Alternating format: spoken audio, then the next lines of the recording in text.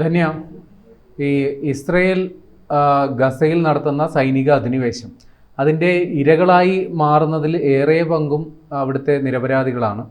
ഈ ഹമാസിൻ്റെ ചില ഒളിയിട ആക്രമണങ്ങളൊക്കെ വലിയ പ്രശ്നങ്ങൾ സൃഷ്ടിക്കാറുണ്ട്. എന്നാലും അവിടെ ഇതിൻ്റെയൊക്കെ ഇടയിൽപ്പെട്ട് കുറേ നിരപരാധികൾ കൊല്ലപ്പെടുന്നുണ്ട്. പ്രത്യേകിച്ചും കുട്ടികൾ, സ്ത്രീകളടക്കമുള്ളവർ വലിയ ദുരിതത്തിൽ കഴിയുന്നുണ്ട്. ഈ ആക്രമണത്തിലുപരി പട്ടിണി മരണങ്ങളും അവിടെ റിപ്പോർട്ട് ചെയ്യപ്പെടുന്നുണ്ട്. അപ്പോൾ അവിടെ ഈ കുട്ടികളുടെ അവസ്ഥ വളരെ ദയനീയമാണെന്നാണ് പറയുന്നത്. ചില സോഷ്യൽ മീഡിയ പോസ്റ്റുകളൊക്കെ ഞാനും കണ്ടിട്ടുണ്ട്. വളരെ കരഞ്ഞ് നിലവിളിക്കുന്ന കുഞ്ഞുങ്ങളുടെയൊക്കെ മുഖം സഹിക്കാൻ പറ്റില്ല. എന്താണ് അവിടുത്തെ ഇപ്പോഴത്തെ ഒരു സ്ഥിതി? എന്താണ് അതിനൊരു പരിഹാരം? ഗസയിലെ സ്ഥിതി അനുദിനം വഷളായിക്കൊണ്ടിരിക്കുകയാണ് എന്നാണ് പുറത്തുവരുന്ന വിവരങ്ങൾ. മനുഷ്യർ സൃഷ്ടിച്ച ക്ഷാമം എന്ന് അന്താരാഷ്ട്ര ഏജൻസികൾ വിശേഷിപ്പിക്കുന്ന ഈ അവസ്ഥയിൽ 5 ലക്ഷത്തിലധികം ആളുകൾ പട്ടിണിയുടെയും രോഗങ്ങളുടെയും പിടിയിലായിരിക്കുന്നു എന്നുള്ള ഒരു നമ്മളെ ഏറെ സങ്കടപ്പെടുത്തുന്ന ഒരു വിവരമാണ് ഗസയിൽ നിന്ന് വരുന്നത്.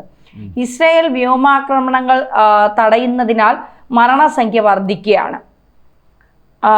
ഈ കഴിഞ്ഞ 24 മണിക്കൂറിനുള്ളിൽ ഗസയിലെ ആരോഗ്യ മന്ത്രാലയത്തിന്റെ കണക്കുകൾ പ്രകാരം ഇസ്രായേൽ ആക്രമണത്തിൽ 61 പേർ കൊല്ലപ്പെട്ടു, 300 പേർക്ക് പരിക്കേൽക്കുകയും ചെയ്തു. തകർന്ന കെട്ടിടാവശിഷ്ടങ്ങൾക്കിടയിൽ നിരവധി പേർ ഇപ്പോഴും കുടുങ്ങിക്കിടക്കുകയാണ്. രക്ഷാപ്രവർത്തകർക്ക് സ്ഥലത്തെത്താൻ സാധിക്കാത്തത് രക്ഷാപ്രവർത്തനങ്ങൾക്ക് തടസ്സമാകുന്നു എന്നുള്ള വിവരങ്ങളാണ് പുറത്തു വരുന്നത്. ഗാസയിലെ രക്ഷാപ്രവർത്തനങ്ങൾ തടസ്സമാകുന്നതിന് പല പ്രശ്നങ്ങളും ഉണ്ടെന്ന് പറയുന്നു. അതായത് റോഡുകൾ തകർന്നു കിടക്കുന്നു, അതുകൊണ്ട് ആംബുലൻസുകൾക്ക് സഞ്ചരിക്കാൻ കഴിയുന്നില്ല. ആശുപത്രികളിൽ വൈദ്യുതി ഇല്ല, ഓക്സിജൻ ഇല്ല, മരുന്നുകളില്ല, രക്തം എന്നിവയുടെ ലഭ്യത വളരെ കുറവാണ്. ICUകൾ നിറഞ്ഞതിനാൽ പുതിയ രോഗികളെ പ്രവേശിക്കുവാൻ സാധിക്കുന്നില്ല. തെരുവുകളിൽ മൃതദേഹങ്ങൾ ചിതറിക്കിടക്കുന്നു. അവ സംസ്കരിക്കാൻ പോലുമുള്ള സാഹചര്യം അവിടുത്തെ ജനങ്ങൾക്കില്ല എന്നൊക്കെയുള്ള ദയനീയമായ ഒരു അവസ്ഥയാണ് നിലനിൽക്കുന്നത്. മാത്രമല്ല, വാർത്താ ഏജൻസിയായ വഫ റിപ്പോർട്ട് ചെയ്യുന്നത് പ്രകാരം കഴിഞ്ഞ ദിവസം മാത്രം 9 സാധാരണക്കാർ കൊല്ലപ്പെട്ടു. കൊല്ലപ്പെട്ടവരിൽ സ്ത്രീകളും കുട്ടികളുമാണ് കൂടുതലെന്നും റിപ്പോർട്ടുകൾ പറയുന്നു. വീടുകളിലും അഭയകേന്ദ്രങ്ങളിലും തുടർച്ചയായി നടക്കുന്ന ആക്രമണങ്ങൾ കാരണം ആളുകൾക്ക് സുരക്ഷിതമായ ഒരിടം ഇല്ലാതായിരിക്കുന്നു. ഗാസയിലെ സാഹചര്യം ഗുരുതരമായ മനുഷ്യാവകാശ പ്രതിസന്ധിയാണെന്ന് UN, Red Cross, World Food Programme തുടങ്ങിയ സംഘടനകൾ പ്രഖ്യാപിച്ചിട്ടുണ്ട്. ഭക്ഷ്യവസ്തുക്കൾ, വെള്ളം, മരുന്ന് എന്നിവ അടിയന്തരമായി എത്തിക്കാൻ ഹ്യൂമാനിറ്റേറിയൻ കോറിഡോർ തുറക്കണമെന്നും അവർ ആവശ്യപ്പെടുന്നു. അമേരിക്കയുടെയും യൂറോപ്യൻ യൂണിയൻ ഈ വിഷയത്തിൽ ഇടപെടണമെന്ന ആവശ്യവും ശക്തമാണെങ്കിലും രാഷ്ട്രീയമായ അഭിപ്രായ വ്യത്യാസങ്ങൾ കാരണം കാര്യമായ നടപടികളൊന്നും ഉണ്ടായിട്ടില്ല. ഗാസയിലെ ജനങ്ങളുടെ ദുരിതം അവസാനിപ്പിക്കാൻ അന്താരാഷ്ട്ര സമൂഹം അടിയന്തരമായി ഇടപെടണമെന്ന് അറബ് ലീഗ് രാജ്യങ്ങളും ആവശ്യപ്പെട്ടു. കഴിഞ്ഞ 24 മണിക്കൂറിലെ മരണസംഖ്യ 61, പരിക്കേറ്റവർ 308, ദുരിതത്തിലായവർ 50,000-ലധികം. ആശുപത്രിയുടെ പ്രവർത്തനം 20% മാത്രം. അവശ്യവസ്തുക്കളുടെ ലഭ്യത പൂർണ്ണമായും ക്ഷാമം. വിദഗ്ധർ ഈ സാഹചര്യത്തിൽ ജീവനുള്ള ശ്മശാനം എന്നാണ് ഗാസയെ വിശേഷിപ്പിക്കുന്നത്. അതായത് ഭക്ഷണം, വെള്ളം, മരുന്ന് എന്നിവ ലഭിക്കാത്തതിനാൽ ദിവസങ്ങൾക്കുള്ളിൽ വലിയ തോതിലുള്ള മരണങ്ങൾ സംഭവിക്കുമെന്നാണ് അവർ റിപ്പോർട്ട് നൽകുന്നത്. ഗസയിലെ ദുരന്തം മനുഷ്യരാശി കണ്ട ഏറ്റവും വലിയ മാനുഷിക ദുരന്തങ്ങളിലൊന്നായി മാറിയിരിക്കുകയാണ്. അന്താരാഷ്ട്ര സമൂഹത്തിന്റെ അടിയന്തര ഇടപെടലില്ലെങ്കിൽ ഈ ദുരന്തം ഒരു കൂട്ടക്കൊലയായി മാറാനുള്ള സാധ്യതയുണ്ട് എന്ന മുന്നറിയിപ്പുകൾ വരുന്നുണ്ട്.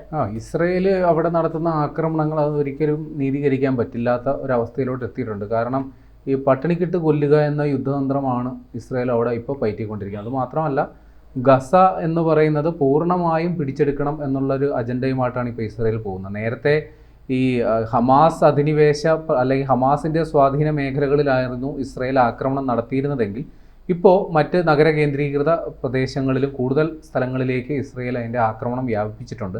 അവർക്ക് അവരുടേതായ ന്യായീകരണങ്ങൾ അതിനുണ്ട്, അതില്ല എന്ന് പറയാനൊക്കില്ല. പക്ഷേ എന്നിരുന്നാലും ഈ സാധാരണക്കാരായവർ, കുഞ്ഞുങ്ങളടക്കമുള്ളവർ ഇതിൻ്റെ ഇരകളായി മാറുന്നു എന്നുള്ളതാണ് ഏറ്റവും ദുഃഖകരമായ യാഥാർത്ഥ്യം. അവിടെ വെടിനിർത്തൽ കരാർ അത് സംബന്ധിച്ച് നേരത്തെ ഒരു ചർച്ചകൾ വന്നപ്പോൾ ഹമാസാണ് അതിനെ തട്ടിത്തെറിപ്പിച്ച് പോയത്, ഒത്തുതീർപ്പിനില്ല എന്ന രീതിയിൽ. പിന്നീട് വെടിനിർത്തൽ കരാറിലേക്ക് എത്താനായിട്ട് ഹമാസ് തന്നെ നിർബന്ധിതമായി വന്നപ്പോൾ ഇസ്രയേൽ അതിൽ നിന്ന് പിൻവാങ്ങി പോകുന്ന ഒരു കാഴ്ചയാണ് ഉണ്ടായത്. അവിടെ ഏതെങ്കിലും തരത്തിൽ ഹമാസുമായിട്ട് ഏതെങ്കിലും തരത്തിൽ സന്ധി ചെയ്യാൻ ഞങ്ങൾക്ക് താല്പര്യമില്ല എന്നുള്ളതാണ് ഇസ്രയേലിൻ്റെ ഇപ്പോഴത്തെ നിലപാട്. അതുമാത്രമല്ല, ഇനി ഹമാസ് മുക്തമാക്കുക എന്നുള്ളതാണ്. ഗസ മുഴുവനായി ഇസ്രയേലിൻ്റെ പക്ഷത്ത് എത്തിക്കുക, ഹമാസിനെ പൂർണ്ണമായും തുടച്ചു നീക്കുക എന്നുള്ള ഒരു ലക്ഷ്യത്തിലാണ് ഇസ്രയേൽ മുമ്പോട്ട് പോകുന്നത്. അതുകൊണ്ട് വരും ദിവസങ്ങളിലും ഇവിടെ അന്താരാഷ്ട്ര സമ്മർദ്ദം വലിയ രീതിയിലുണ്ട് ഇസ്രയേലിൻ്റെ മേൽ. ഇത്തരം ഏകപക്ഷീയമായ ആക്രമണങ്ങൾ നടത്തരുത്, അവിടെ വ്യോമാക്രമണം നടത്തരുത്, പകരം അവിടെ അവശ്യ വസ്തുക്കളുടെ വിതരണം മറ്റു കാര്യങ്ങളൊക്കെ ചെയ്യണം, അവിടെ ആക്രമണം ഉണ്ടാകരുതെന്ന് വലിയ രീതിയിലുള്ള അന്താരാഷ്ട്ര സമ്മർദ്ദം ഇസ്രയേലിൻ്റെ മേലിലുണ്ട്. പക്ഷേ എന്നിരുന്നാലും അതൊക്കെ അവഗണിച്ചുകൊണ്ടാണ് ഇത്തരത്തിൽ അവിടെ ഇസ്രായേൽ സേന മുന്നേറ്റം തുടരുന്നത്. പ്രത്യേകിച്ചും പറഞ്ഞാൽ ഇപ്പോൾ ഈ പലസ്തീനെ ഒരു പുതിയ രാഷ്ട്രമായിട്ട് അംഗീകരിക്കുന്ന നിലപാട് പോലും ചില പ്രമുഖ രാഷ്ട്രങ്ങൾ ഇപ്പോൾ എടുക്കുന്നുണ്ട്.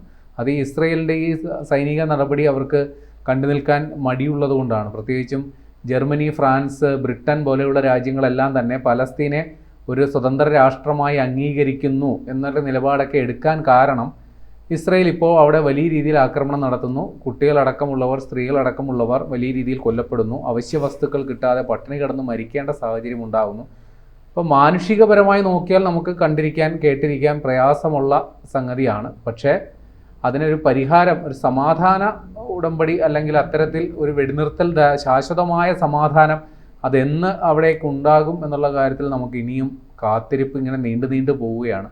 മുമ്പ് നാം അവിടെ സ്വതന്ത്ര പലസ്തീൻ എന്ന് പറയുന്ന സങ്കല്പവും പേറിയായിരുന്നു അവിടെ ഈ ഇസ്രയേൽ പലസ്തീൻ സംഘർഷം നടന്നിരുന്നതെങ്കിൽ ഇപ്പോൾ അത് മാറി. ഇപ്പോൾ ഹമാസും ഇസ്രയേലുമായിട്ടുള്ളൊരു ഏറ്റുമുട്ടൽ, ബലാബലം പരീക്ഷിക്കലായിട്ട് അത് മാറിയിട്ടുണ്ട്.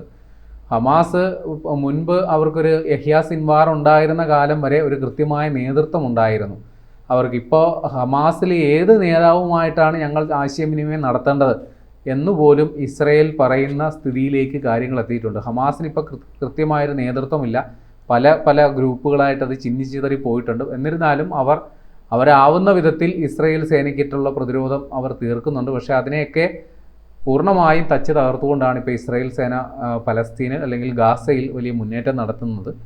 അതുകൊണ്ട് തന്നെ വരും ദിവസങ്ങളിലും നമ്മൾക്ക് കണ്ണീരിൻ്റെ അല്ലെങ്കിൽ അവിടെ ഇനിയും രക്തം ചിന്തിയതിൻ്റെ വാർത്തകൾ തന്നെയായിരിക്കും വരും ദിവസങ്ങളിൽ വരുന്നത് എന്നുള്ളത് ഉറപ്പാണ്. കാരണം അന്തിമ പോരാട്ടമാണ് അവിടെ നടക്കുന്നത്. ഹമാസിനെ പൂർണ്ണമായും തുടച്ചു നിൽക്കൂ എന്നുള്ള ഉത്തരവാണ് ബെഞ്ചമിൻ നെതന്യാഹു തൻ്റെ സൈനികർക്ക് നൽകിയിരിക്കുന്നത്. അതേപോലെ അമേരിക്കയും ഇസ്രയേലിനോട് ആവശ്യപ്പെടുന്നത് നിങ്ങളുടെ ജോലി എത്രയും പെട്ടെന്ന് തീർക്കൂ എന്നുള്ളതാണ്. അപ്പോൾ രണ്ടു കൂട്ടരും, ഇസ്രയേലും അതേപോലെ തന്നെ അമേരിക്കയും, ഈ ഗസ പൂർണ്ണമായും പിടിച്ചെടുക്കുക എന്നുള്ള അജണ്ടയെ അവർക്ക് ആ ഒരു അഭിപ്രായത്തിൽ രണ്ടുപേർക്കും യോജിപ്പാണുള്ളത്. അതുകൊണ്ട് ഇസ്രയേലിനെ ഇനി പിടിച്ചു നിർത്തുക എന്ന് സംബന്ധിച്ച ഐക്യരാഷ്ട്രസഭയോ അല്ലെങ്കിൽ വലിയ രീതിയിലുള്ള അന്താരാഷ്ട്ര ഇടപെടലോ ഇനി ഉണ്ടാകേണ്ടത് അനിവാര്യമാണ്. അല്ലെങ്കിൽ ഇസ്രായേൽ സേന വരും ദിവസങ്ങളിലും ഈ തരത്തിൽ കിരാതമായി തന്നെ ഗസയിൽ ഇടപെടും. അവിടെ വലിയ രീതിയിലുള്ള രക്തച്ചൊരിച്ചിൽ ഇനിയും ഉണ്ടാകും എന്ന് തന്നെയാണ് പറയാൻ പറ്റുക.